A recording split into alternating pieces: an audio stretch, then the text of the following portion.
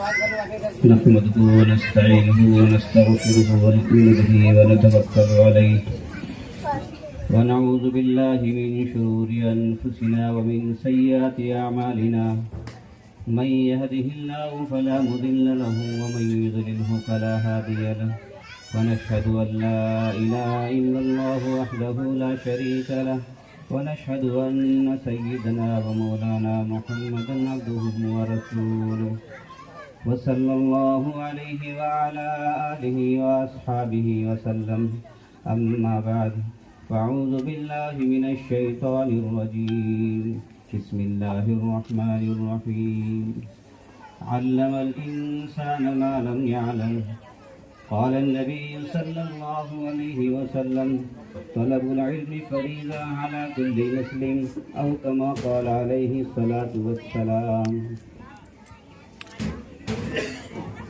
میرے محترم بزرگوں، عزیز دوستوں اور میری پیاری مائیں اور بہنیں، ماشاءاللہ جے پی ایم سی کے جلسے میں شریک ہو کر بڑی خوشی ہوئی۔ ذمہ دار حضرات نے جو اس کا اہتمام کیا ہے اور یہاں کے امام و خطیب اور مکتب کے معلم حافظ اختر عالم صاحب نے جو بچوں کی تیاریاں کی ہیں اور کرائی ہیں، ماشاءاللہ بہت خوب ہیں۔ اور اس جلسے میں مردوں کے ساتھ ساتھ ہماری مائیں بہنیں بھی آئی ہیں، یہ بہت ہی نفع والی چیز ہے۔ اصل دین تو گھر سے ہی شروع ہوتا ہے، اور گھر میں رہنے والے اگر دیندار ہو جائیں پھر محلے والے دیندار بن جائیں گے، پھر بستی والے دیندار بن جائیں گے، پھر شہر والے دیندار بن جائیں گے، پھر پورے ملک والے دیندار بن جائیں گے۔ غیروں کی محنتیں ہمارے گھروں کے اندر تک پہنچ چکی ہیں۔ ہماری جو محنت ہے وہ گھر کے باہر ہے، گھر کے اندر ہماری محنت نہیں ہے، اور غیروں کی جو محنتیں ہیں وہ گھروں کے اندر تک پہنچ چکی ہیں۔ یعنی انہیں کسی تبلیغ کی دعوت کی کوئی ضرورت نہیں ہے۔ ہمارے گھر میں غیروں کی وہ تمام چیزیں، ان کی نقل و حرکت، ان کا کلچر، ان کی تہذیب، ان کی زبان، ان کی تمام چیزیں ہم گھر میں بیٹھ کر کے دیکھ رہے ہیں، سمجھ رہے ہیں، اور ہمیں دعوت ہو رہی ہے وہیں سے۔ بھئی بچے خاموش ہو جائیں، بچوں کو یہاں سے اٹھایا اسی لیے تاکہ وہ خاموش رہیں تو آنے والے سبھی حضرات کو فائدہ ہوگا،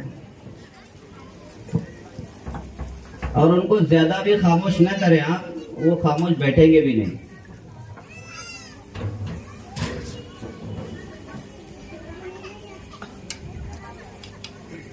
تو ہماری جو محنت ہے وہ دہلیز کے باہر ہے، اور غیروں کی جو محنت ہے وہ ہمارے دہلیز کے اندر پہنچ چکی ہے۔ اس لیے ہم جتنی محنت کر رہے ہیں کوئی کارگر نہیں ہو رہی، سکسیس نہیں ہو رہی ہے، کامیاب نہیں ہو رہی ہے۔ اور غیروں کی جو محنت ہے وہ گھروں کے اندر داخل ہو چکی ہے اور اس میں کامیاب ہو چکے ہیں۔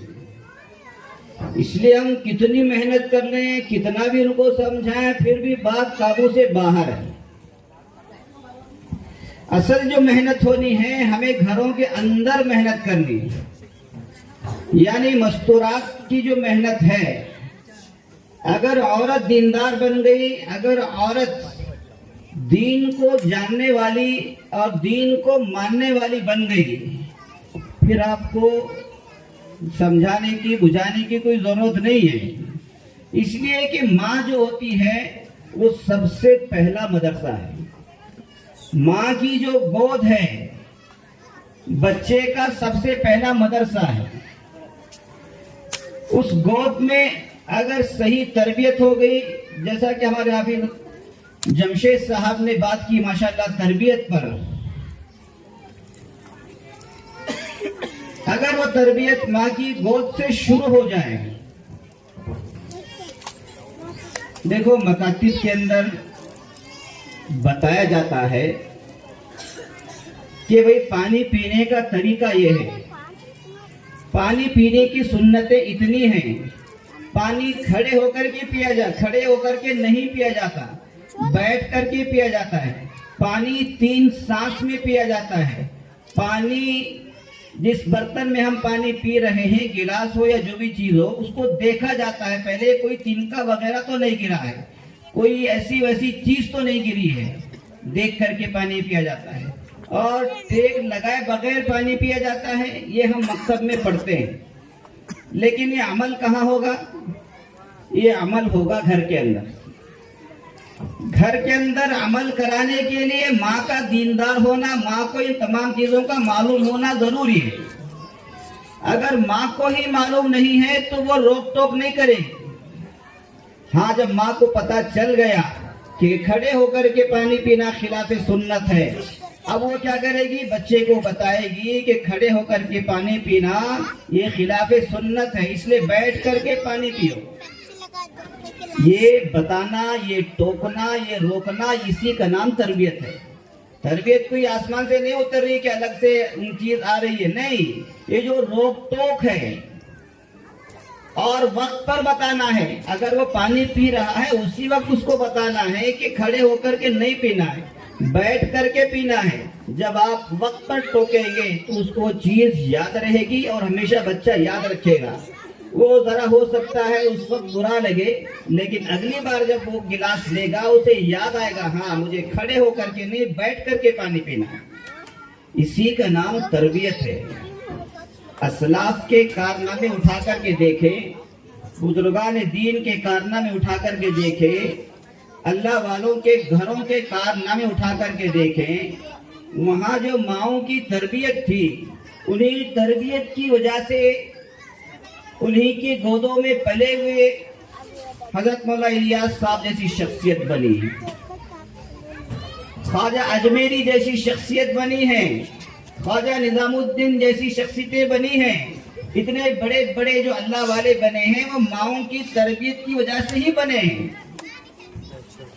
मकतब में सीख करके आते थे, घरों में उनकी तरबियत हुआ करती थी, रोक टोक हुआ करती थी, सख्ती हुआ करती थी। बच्चा अगर नमाज नहीं पढ़ रहा है तो माएँ पहले बोलती थी कि पहले नमाज पढ़ कर गया। इसी का नाम तो तरबियत है। मकतब में इल्म हासिल कर रहे हैं, लेकिन तरबियत जो होगी वो माँ की गोद में होगी और माँ के सामने होगी, और माँ उसकी तरबियत करेगी तो वो बच्चा पूरी जिंदगी कामयाब रहेगा। इसलिए पहले औरत के अंदर दीनदारी आ जाए, औरत के अंदर दीन का इल्म आ जाए, तब वो उसी एतबार से तरबियत करे।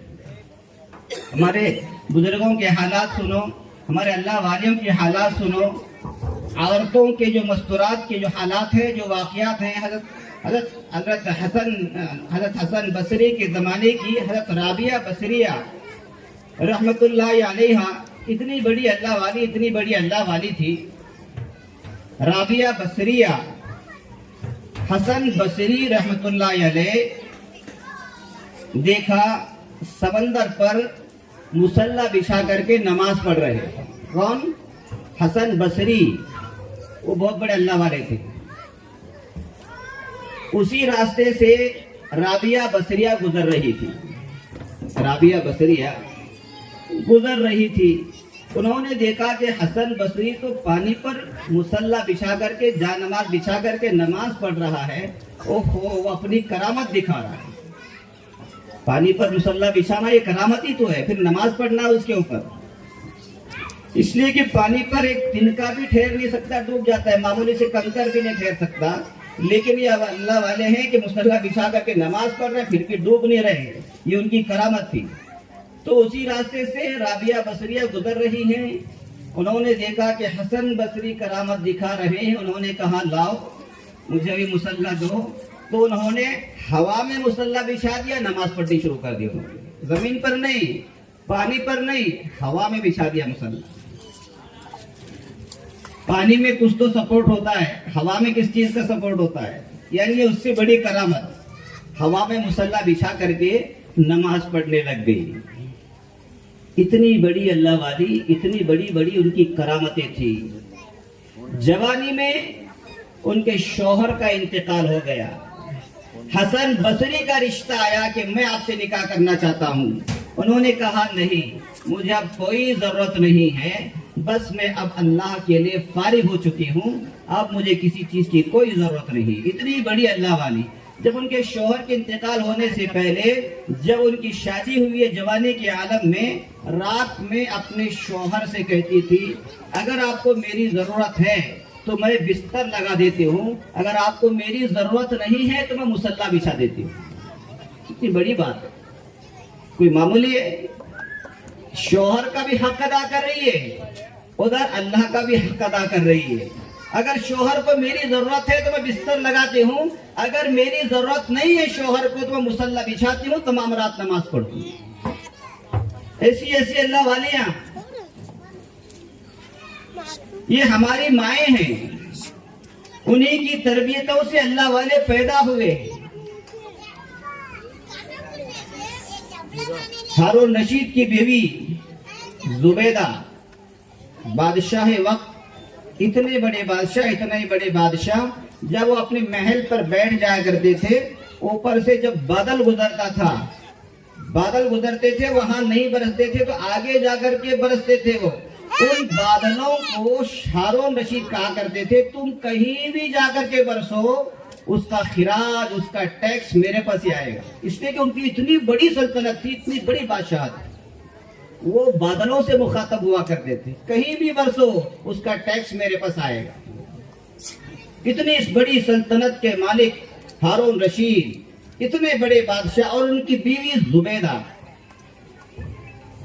जिस मकान में वो रहा करती थी, उनके मकान में 300 हाफिजात 24 घंटे तिलावत किया करती थी। आप अंदाजा लगाएं, कितने? एक नहीं, दो नहीं, तीन नहीं। जिस महल में वो रहा करती थी, उस महल में उन्होंने 300 हाफिजात को रखा था। शिफ्टिंग ड्यूटी, 8 घंटे ये पढ़ेंगी, 8 घंटे ये पढ़ेंगी, 8 घंटे ये पढ़ेंगी, 8 घंटे 100 हाफिजा पढ़ेंगी, 8 घंटे 100 हाफिजा पढ़ेंगी, 8 घंटे 100 हाफिजा पढ़ेंगी। यानी मेरे महल के अंदर 24 घंटे कलामुल्लाह की तिलावत होगी। इतनी शौकीन थी वो, इतना उसे मजा आया करता था अल्लाह अल्लाह के कलाम को सुनने में। और हमारे घरों में आज 24 घंटे टीवी चलता है, न मालूम कैसी कैसी खुराफात चलती हैं, अल्लाह हिफाजत फरमाए। कौन थी ये बादशाह वक्त की बीवी। उसके पास तमाम चीजें ऐसी थी जो ऐश और इशरत के साथ जिंदगी गुजार सकती थी, लेकिन उसका मिजाज, उसकी तरबियत ऐसी हुई थी, उसकी तरबियत ऐसी हुई थी कि वो 24 घंटे कुरान पाक की तिलावत को सुनना पसंद करती थी। इसलिए उसने अपने खर्चे से 300 हाफिजात को रख करके कुरान पाक की तिलावत को 24 घंटे सुना करती थी।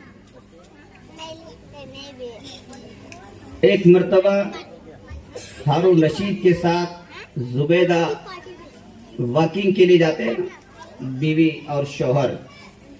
जाना चाहिए, मियाँ बीवी को साथ में टहलना भी चाहिए, वॉकिंग भी करना चाहिए। इससे बीवी की दिलजोई होती है, उससे खुशी महसूस होती है, इससे आपस में मोहब्बत बढ़ती है। अल्लाह के नबी हजरत आयशा सिद्दीका रज़ियल्लाहु अन्हा के साथ दौड़ लगाया करते थे। हजरत आयशा के साथ दौड़ लगाया करते थे, दौड़। वैसे नहीं, अल्लाह के नबी की जिंदगी ये नहीं है कि तस्बीह लेकर के कोने में बैठ गए। अल्लाह के नबी की जिंदगी को हमने पढ़ा नहीं है। हजरत आयशा के साथ अल्लाह के नबी दौड़ लगा रहे हैं, दौड़ लगा रहे हैं, दौड़ लगा रहे हैं। हजरत आयशा आगे निकल गई, अल्लाह के नबी पीछे रह गए। हजरत आयशा खुश हो गई कि मैं जीत गई, अल्लाह के नबी पीछे रह गए। हजरत आयशा को बहुत खुशी हुई कि मैंने मेरे शोहर को हरा दिया। हालांकि हराने का मकसद क्या था? ताकि वो खुश हो जाए, बीवी खुश हो जाए। हाँ, कि मैंने शोहर को पीछे कर दिया, मैं आगे निकल गई, यही तो मकसद है। پھر ایک مرتبہ دوڑ ہوئی، اللہ کے نبی حضرت عائشہ پھر دوڑ رہے، اس مرتبہ اللہ کے نبی آگے نکل گئے، حضرت عائشہ پیچھے رہ گئی۔ حضرت عائشہ کرنے لگی میچ ڈرا ہو گیا، ایک بار تم آگے نکل گئے، ایک بار میں آگے نکل گئی، اس لیے کہ حضرت عائشہ اس وقت ذرا طبیعت سے ذرا وزن ذرا بدن بھاری ہو گیا تھا۔ بہرحال تو یہ اللہ کے نبی کی زندگی بتا رہا ہوں، اللہ کے نبی یہ نہیں کہ تسبیح لے کر کے کونے میں بیٹھ جایا کرتے تھے، نہیں، وہ اپنی بیویوں کے ساتھ خوش مزاجی کے ساتھ پیش آیا کرتے تھے، پیار و محبت کے ناموں سے پکارا کرتے تھے۔ اللہ کے نبی حضرت عائشہ کو حمیرہ کے نام سے پکارا کرتے تھے، یعنی جس طرح سے ہم پیار محبت میں کوئی اپنی بیوی کا نام لے لے، یہ بھی ایک سنت ہے، اس سے بیوی خوش ہو جاتی ہے۔ اللہ کے نبی حضرت عائشہ کو یا حمیرہ کہا کرتے تھے، حمیرہ، ہم اپنے بچوں کا نام رکھتے ہیں، اللہ کے نبی حضرت عائشہ کو پیار سے پکارا کرتے تھے، حالانکہ نام عائشہ تھا لیکن پکارا کرتے تھے اے حمیرہ۔ اس حضرت عائشہ کو بڑی خوشی ہوا کرتی تھی، کیا مجھے پیار سے پکار رہے۔ یہ اللہ کے نبی کی زندگی ہے، ہم نے اللہ کے نبی کی زندگی کو پڑھا نہیں، اسی لیے آج ہم کلچر میں، تہذیب میں، بیویوں کے معاملات میں بہت پیچھے رہ گئے۔ تو بہرحال بات چلی تھی زبیدہ پر کہ زبیدہ اور ہارون رشید ٹہلتے ہوئے جا رہے ہیں سمندر کے کنارے۔ بادشاہوں کا ٹہلنا تو ایک عجیب و غریب ہوتا ہے۔ وہاں ایک درویش، ایک مجذوب قسم کا اللہ والا بیٹھا ہوا ہے، سمندروں کے بالو ہوتی ہے، موج مستی کرتے ہیں۔ وہاں ایک اللہ والا ہے، وہ گھروندے بنا رہا ہے، گھروندے یعنی وہ ہم بناتے ہیں نا، چھوٹے چھوٹے بچے پاؤں ڈال کر کے گھر بنا دیا بالوں کے اندر، وہ بالو کچی ہوتی ہے، ذرا بن جاتا ہے تھوڑی دیر کے لیے، پھر ٹوٹ جاتا ہے، تو بچے مستی کرتے رہتے ہیں، اس طرح سے چلتا رہتا ہے سمندروں کے کنارے۔ تو وہ مجذوب جو ہے، اس طرح سے انہوں نے مکان بنایا تھا، ایک گھروندا بولتے ہیں، گھروندا اس طرح کا مکان بنایا تھا سمندر کے کنارے، مجذوب تھے اور وہ آواز لگا رہے تھے، لے لو جنت کا گھر، لے لو جنت کا گھر، 1 درہم میں، 1 درہم میں۔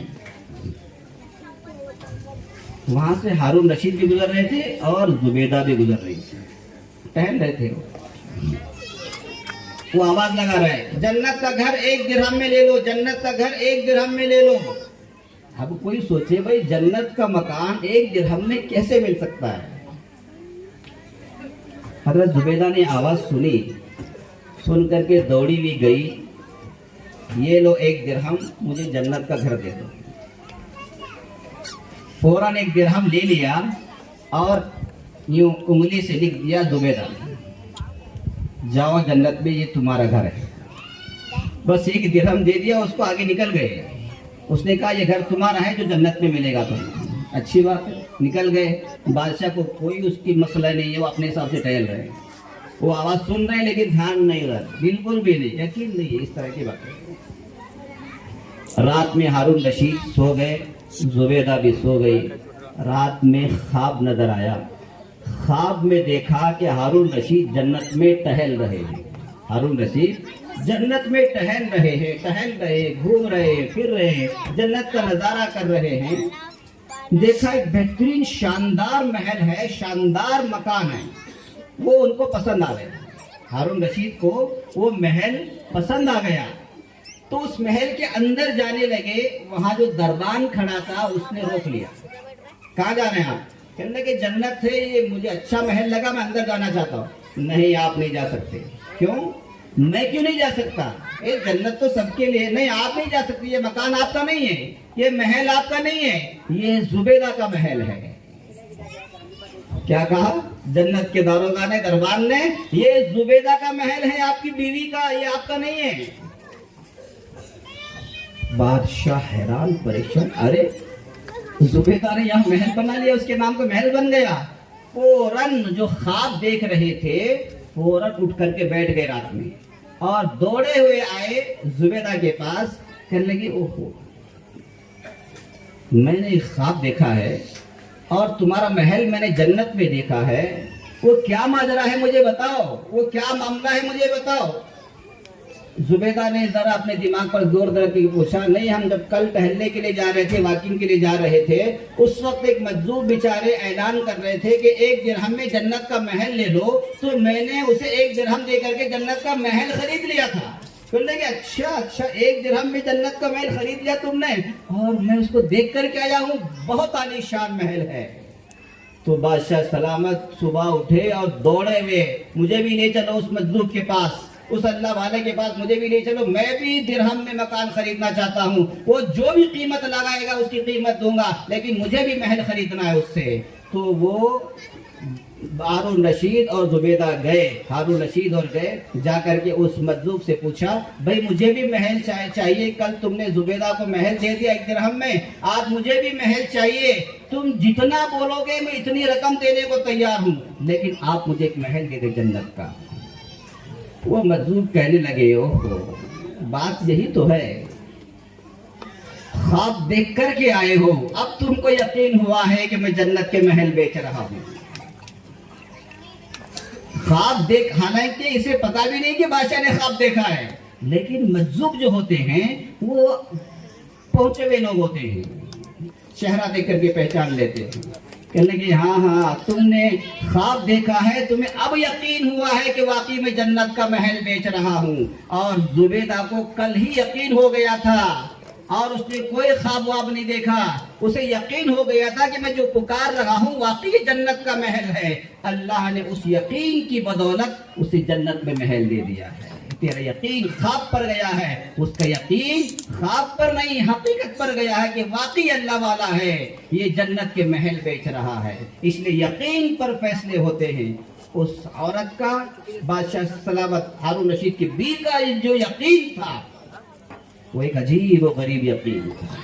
ایسی اللہ والی تھی، ایسی اللہ والی تھی، ایسی اللہ والوں کے بطن سے اللہ والے ہی پیدا ہوتے ہیں۔ اسی لیے ماؤں کو اگر صحیح عقیدہ اور صحیح ان کے عقیدے کے مطابق ان کا ذہن بن جائے، ان کا ایمان بن جائے، پھر تو اولاد کے اندر وہ چیزیں منتقل ہوتی ہیں، اولاد کے اندر وہ چیزیں منتقل ہوتی ہیں۔ ایک خواب دیکھا، رہنے دیجیے۔ تو بہرحال ایسی اللہ والیاں جو ہمارے بڑے ہیں، ان کے حالات پڑھنے سے معلوم ہوتا ہے کہ ہمیں دین کا علم سیکھنا چاہیے تاکہ ہم اولاد کی تربیت کر سکیں۔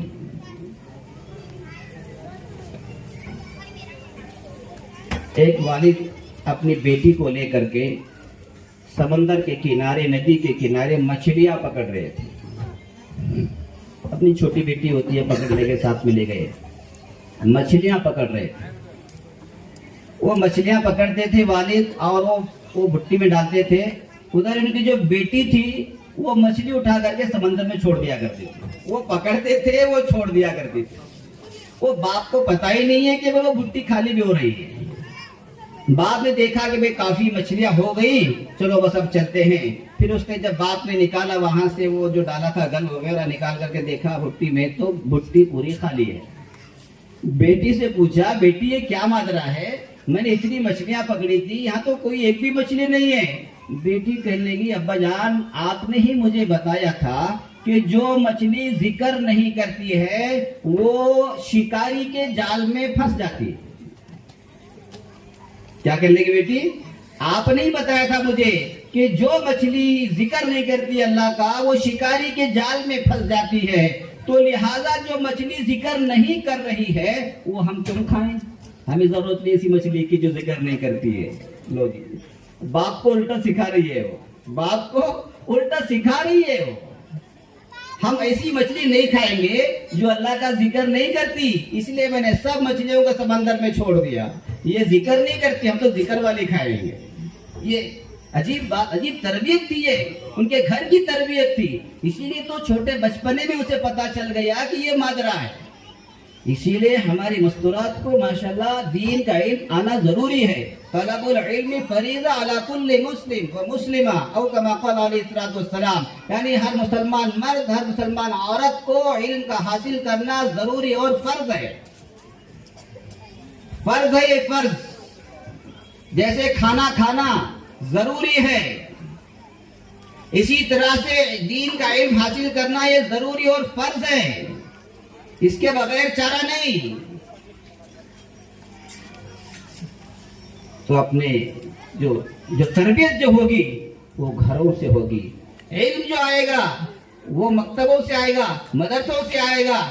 یہ نہیں کہنا کہ مدرسے والوں نے کیا سکھا دیا, مکتب والوں نے سکھا دیا انہوں نے. اب تربیت کا جو معاملہ ہے وہ ماں کرے گی, وہ باپ کرے گا, وہ بھائی کرے گا. وہ تربیت گھر میں ہوگی. گھر میں جو تربیت ہو سکتی ہے وہ باہر محلے میں کسی اور چیز میں نہیں ہو سکتی. اس لیے میری مائیں بہنیں, علم دین کا علم خوب حاصل کرے. یہ نہیں کہ آپ اپنے بچوں کو بھیج کر کے آپ فارغ ہو گئی, اب ہمیں کوئی ضرورت نہیں ہے. نہیں, بلکہ بچوں سے زیادہ علم کی ضرورت آپ کو ہے. جتنا آپ علم سیکھے گی اتنا ہی آپ علم اپنے بچوں کو دے سکتی ہیں اور اپنے بچوں کو اسی دین علم کے مطابق تربیت بھی کر سکتی ہیں. ایک اللہ والے چھوٹے بچپن کی بات بتا رہا ہوں. ایک اللہ والوں کی ایک چھوٹی جو بہن ہوتی ہے اپنے بھائی کو لے کر کے باہر گھوم رہی تھی. ہوتی ہے نا بڑی بہن اپنے چھوٹے بھائی کو گود میں بٹھا کر کے باہر جاتی ہے, ذرا کھلانے کے لیے, ذرا گھمانے کے لیے جاتی ہے. تو شاہ اسماعیل شہید رحمت اللہ علیہ کے بچپن کا واقعہ ہے. تو ان کی بہن ان کو لے کر کے گود میں لے کر کے, اب ان کو چلنا بھی نہیں آتا تھا, ان کو چلنا بھی نہیں آتا تھا. تو گود میں لے کر کے گئی, باہر محلے میں گھما رہی ہے, پھرا رہی ہے. تو سامنے سے ایک شخص کتا لے کر کے آ رہا تھا. کتے کے گلے میں پٹا ڈال رکھا ہے اور ہاتھ میں رسی پکڑ رکھی ہے اور وہ سامنے سے آ رہا ہے. وہ جو گود میں بیٹھا ہوا بچہ تھا, اس کتے والے سے اس بچہ کہنے لگا, او بھائی صاحب تم کتا پال رہے ہو, کتا نہیں پالنا چاہیے. یعنی وہ بہن نہیں کہہ رہی ہے, وہ چھوٹا بچہ جو گود میں بیٹھا ہوا ہے وہ کہہ رہا ہے کہ کتا نہیں پالنا چاہیے. جس گھر میں کتا ہوتا ہے, جس گھر میں تصویر ہوتی ہے, وہاں رحمت کے فرشتے نہیں داخل ہو سکتے. کتنی عجیب بات. آج کل تو فیشن بنا ہوا ہے کتے پالنا. کسی ایک عالم سے کسی نے پوچھا دیہات میں اور شہر میں کیا فرق ہے. کسی ایک عالم سے پوچھا دیہات میں یعنی کھیڑے میں اور شہر میں کیا فرق ہے. وہ عالم کہنے لگے فرق اتنا ہے کہ دیہات میں گائے پالی جاتی ہے, شہروں میں کتے پالے جاتے ہیں. ہے نا عجیب بات. دیہات میں اور شہر میں کیا فرق ہے. دیہات میں گائے پالی جاتی ہے اور شہروں میں کتے پالے جاتے ہیں. اور شہروں میں گائے کی کوئی حیثیت نہیں ہے اور دیہات میں کتوں کی کوئی حیثیت نہیں ہے. الٹا معاملہ ہے. تو بہرحال یہ آ گئی تھی کتوں پر بات. تو وہ بچہ کہنے لگا اللہ کے بندے کتے نہیں پالنا چاہیے, اس سے رحمت کے فرشتے گھروں میں داخل نہیں ہوتے. تو وہ کہنے لگا